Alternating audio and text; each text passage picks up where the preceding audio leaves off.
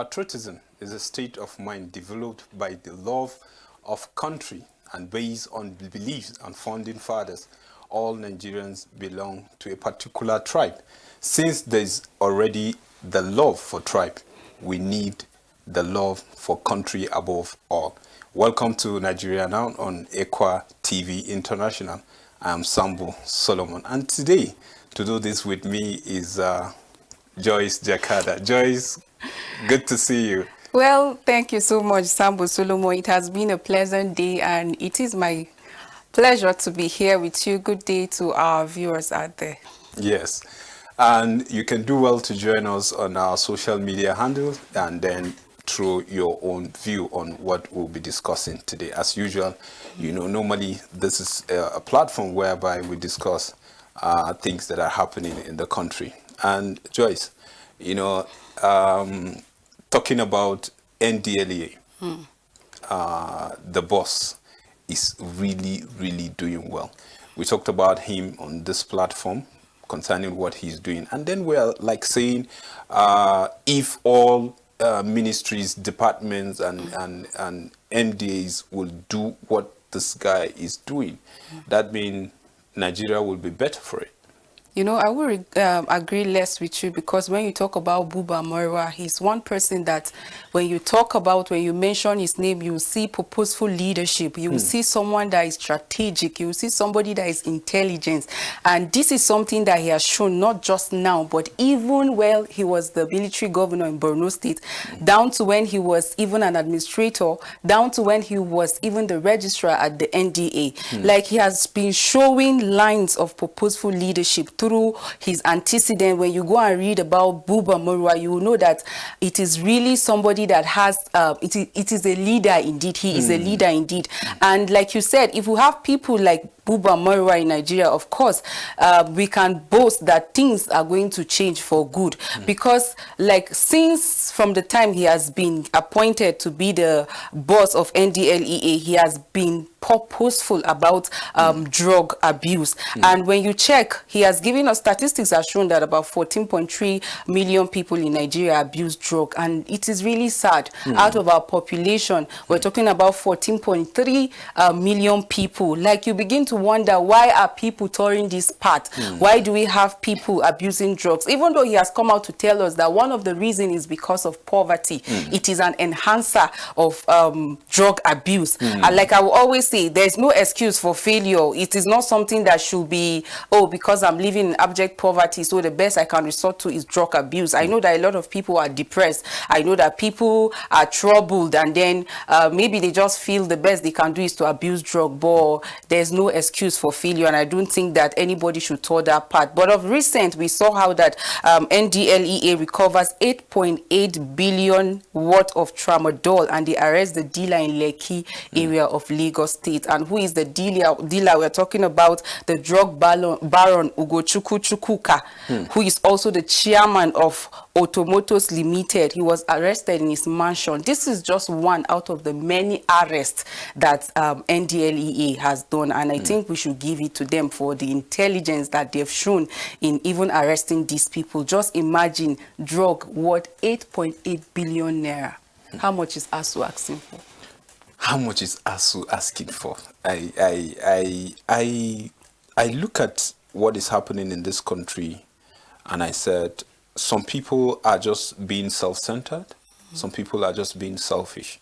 How on earth, because you are thinking of you amassing wealth for yourself, thinking, yes, you want to do business, you want to live large. Let me put it that way. You want to be someone to be reckoned with. Just look at it now. He is a chairman of Automobile Limited. So that means there is a distraction. Yes, because you are someone that is being arrested with such number of tramadol in his possession. I think he should be a chairman of one pharmaceutical association or something like that nature. You understand? Okay, now, is it that they are he's hiding under the umbrella of automobile, and then he's doing his own shady business. You know, there are so many of them that you will see them projecting something different, but what they do underground is totally, it's far apart, like night and day, you know, from their source of revenue. Just imagine, like the statistics you gave, you know, over 14 million people, you know, suffering with addiction and the rest. And then you ask, how do they get it? And some of these drugs are controlled drugs. But you don't stop there. Permit me to say, where are the custom officers? Where are the immigration officers? Where are the police? Those that are being stationed in our ports. Those that are being stationed in our airports. You ask yourself, how do this drugs get to those mansions? Somebody may have transported them. Of course. Not warehouse. So if you look at it, I would say somebody is failing in his own responsibility. It is very important for us to look at it this way. Okay, who are the people? Now investigation is going, because it's through intelligence that they were able to trace these people. And I think they are doing, I say kudos to them. They are really, really doing a good work, because this drug balance, they have money, they control money, like they can buy your conscience if that's what you want to sell, because they can offer you a money that you in fact, I would say some, you know, will even forget their name, because there are some money that they will give you, you will think, for how long in this country, even if you are to work for you to gather this such money. And that's what they do. They bribe their way to all these security personnel. And I think it is high time for us to fish those people, those bad eggs. If not, I don't think we'll get it right. Even though this particular ministry are really doing well, and we say kudos to them. I would still maintain that Buba Marwa is really doing well. Like he's somebody that doesn't just go on a wild goose chases. His every action is strategic, and whenever he takes an action, of course, you see a result. We saw how recently he nabbed a footballer at the airport who has drugs. We saw how he was involved in the case of DSP Abakari. It just took him 2 months to reveal to Nigerians what has happened, and even the world. But the case is still in court. We won't talk much about that, but it's just for people out there to understand that some of these substances are dangerous. They are dangerous, and you shouldn't just engage yourself because you're depressed because of one failure or the other. You decide to tour that path. I think it is important that we just not allow our present condition to make us tour the path of drug abuse, because at the end of the day, you'll be destroying yourself. And no wonder he said recently that political leaders should be tested on drug abuse, because nobody will want an insane leader to come and lead him. But like some people came out to argue that, to say, why would he say that political leaders should be tested of drug abuse? But we've seen how even politicians have been nabbed with drugs. So it is important, because like we're in a country where we have just little resources. Imagine bringing somebody that is a drug addict, or somebody that is abusing drugs, or somebody that is into drug businesses and all of that as a leader. No, we don't want that. We want leaders who are sane. So it is important that whoever is coming out to even tell you, oh, I want to lead you in so capacity, you should be able to check, oh, is this person actually okay or not? And like we'll continue to give it to Buba Marwa. Like recently, since when he came into seat, he was able to destroy about 250 hectares of cannabis plantation across the country. 250 hectares. Like, we must give it to him. Apart from that, he has seized about 3.5 million kilograms of assorted substances just within 3 months. Like, you talk about the fact that some people in that position, when they go and see some of these drug lords, they can just tell them, oh, I'm going to give you 2 billion, 5 billion, and oh wow. In a country where everybody is thinking of his personal interest, you will just quickly want to, but he decided not to tour that path, and we give it to him. Like you said, we really give it to him, and then we pray that such kind of leaders, we pray that God will continue to guide them, God will continue to protect them. That's what we are saying. We are not talking about religion in this country. You know, we carry religion and then we project it instead of the real things that we're supposed to discuss about. You know, we forget about this. I told myself, I said, this country, we are religious, but when it comes to the morals that the religions carry, we don't. You know, you see somebody shouting, tearing his shirt, ready to die or ready to kill somebody, not ready to die, ready to kill somebody in the name of religion. But when you look at the simple morality, you know, that is implied, that you are supposed to care for one another, you're supposed, things that are supposed to be for someone, you make sure that it gets to him. These are most of the people that are boasting with the religion. You see them embezzling money. And then still in the worship centers, you see even the masses, unfortunately, celebrating them. And you begin to wonder, and you say, if the way we carry religion and we follow what is in the books, Nigeria should be heaven for crying out. Yes, Nigeria should be heaven, because you expect to see everything working. If you say religion is number one thing that you carry, then you carry everything that is in the book and work with it. And then we pray that God will continue to protect Buba Moro, and then God will continue to bring people like that their first thought is humanity before any other thing. Sure. You know, and by so doing, I believe this new Nigeria that we are talking about is possible. Now Nigeria is 62. You know, for someone to be born and then live for 62 years. What is your expectation, you know, to see in that person? Well, a lot of expectations. 62 years is not 6 days, it's not 16 days, it's not 2 days. And I'll tell you, as Nigeria clocks 62, it's been a mixed reaction. I would like to ask, are we celebrating, are we reflecting, or we are one among those that have lost hope in the country? Because 62 years, I will tell you, we're still struggling to be a nation. When you go to the southeast, you see agitation for successionists. When you go to the west, you still see agitations. When you come down to the north, you see how people are suffering with banditry. You see how kidnapping is taking over. You see how people cannot even sleep in their own homes because of activities of bandits and even Boko Haram. Like, part of the president's speech is the fact that he is able to unite the nation. And you ask, where is the unity when we are seeing agitations, when we are seeing people protesting, when we are seeing different things? 62 years of independence, what can we boast of? Solo, I took a walk on the 1st of October down the streets, and it's unlike we as a nation. I was asking myself, what is wrong? Like, you won't see people celebrating. I'm not seeing happiness on the face of the people. And that was why I asked in the beginning, are we celebrating? Are we reflecting? Or we've lost hope?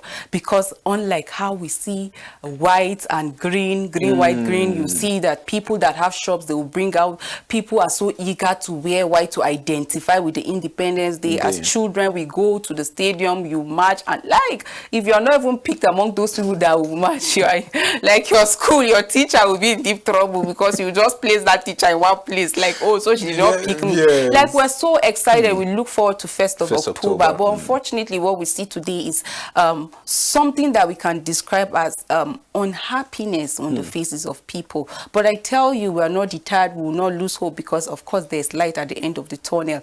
And one takeaway from the speech, the last speech of President Muhammadu Buhari on Independence Day, is the fact that he admitted that Nigerians are facing a lot of challenges in terms of insecurity, in terms of economy. He has even talked about the fact that Nigerians are patient. He talked about the tenacity of Nigerians. I must give it to him on that, because if he's even able to recognize that, oh, there's a challenge.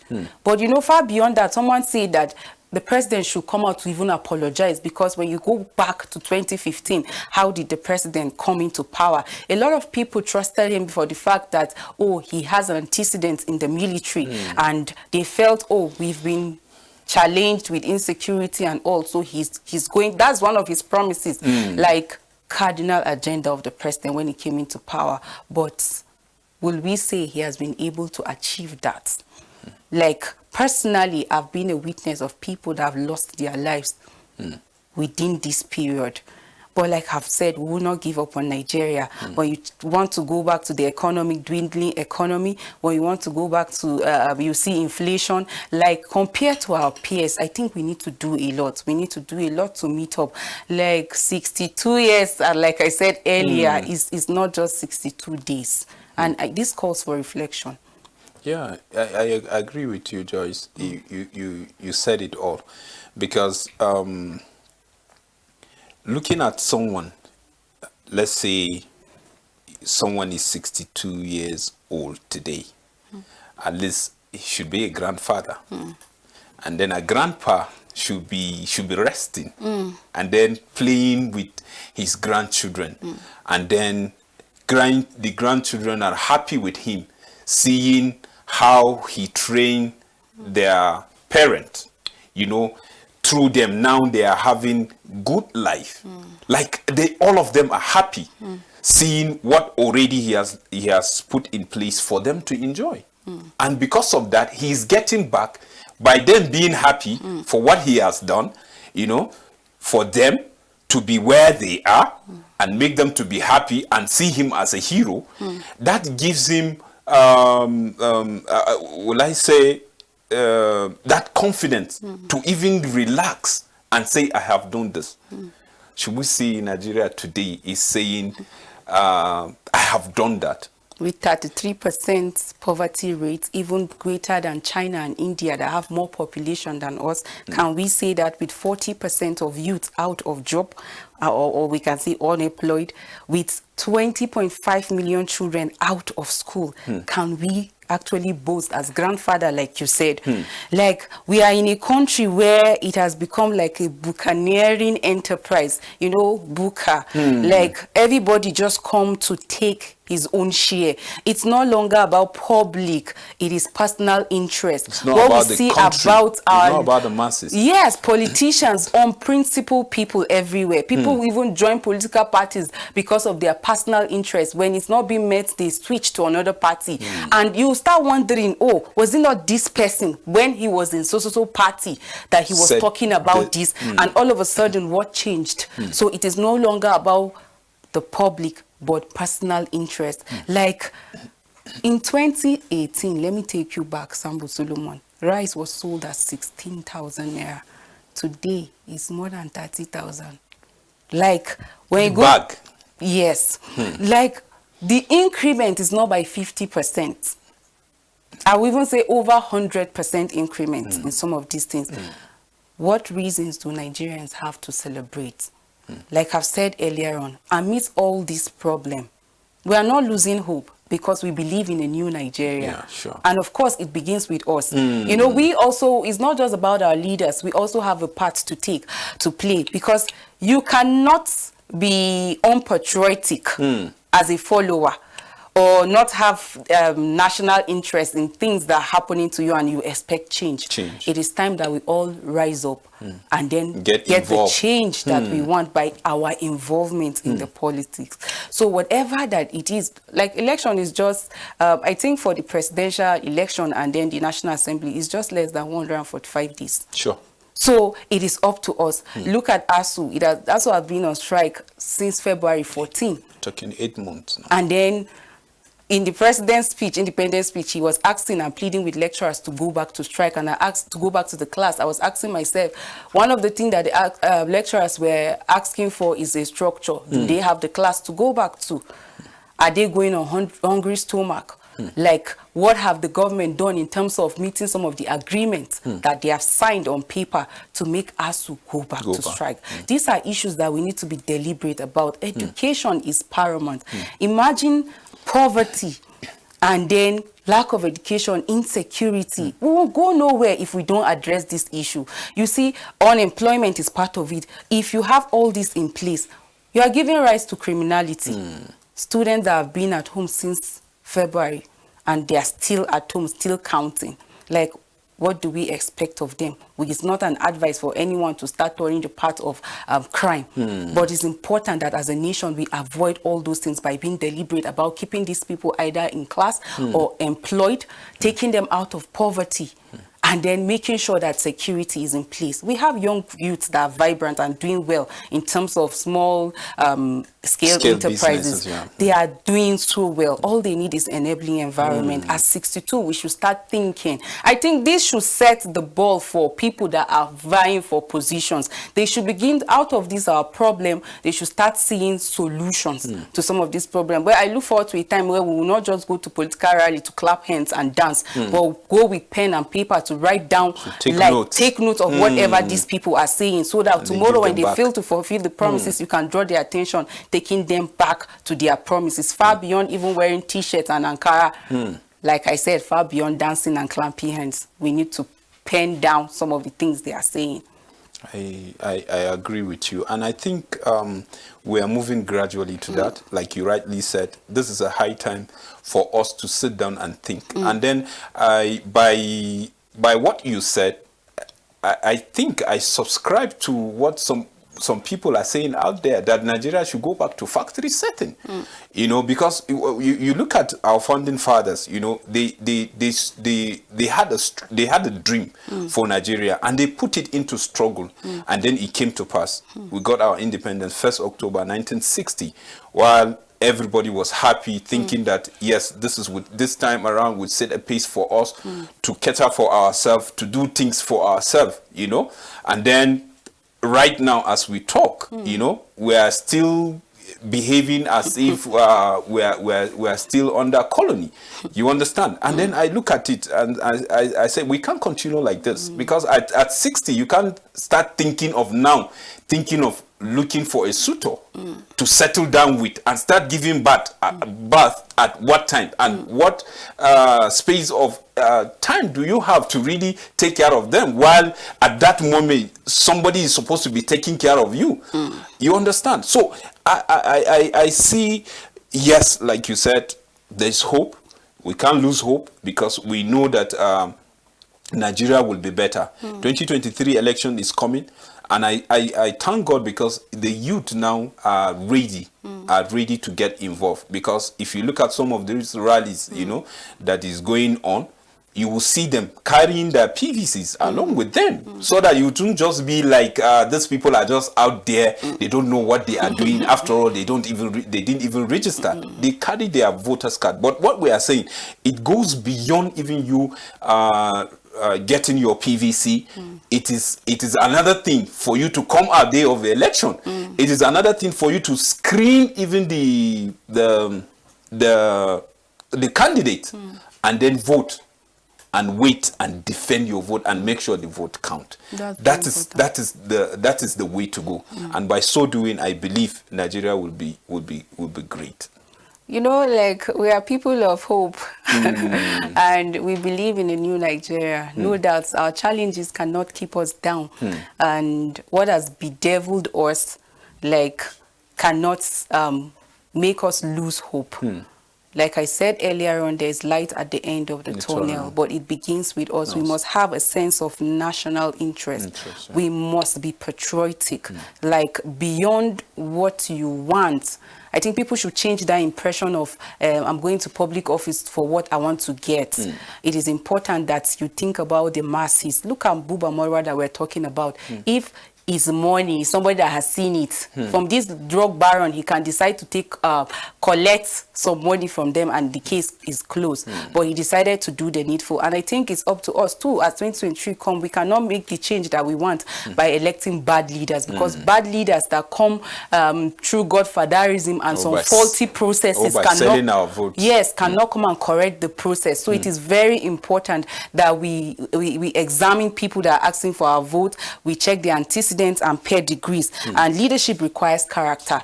So, and one of the qualities of somebody that has character is that he keeps to his word. When you say a thing, you do it. Let's look out for people that are principled, people that have character. Thank you, Joyce, for doing this with me. It's my pleasure. Yeah. And for you, viewer, we say thank you for giving us access to your living room. And then we urge you, please and please, 2023 election is coming. Try and get your PVC. And when you get your PVC, make sure the day of election, come out and vote. Vote the right person. Don't sell your vote. Thank you for watching Ekwa Television. Bye-bye.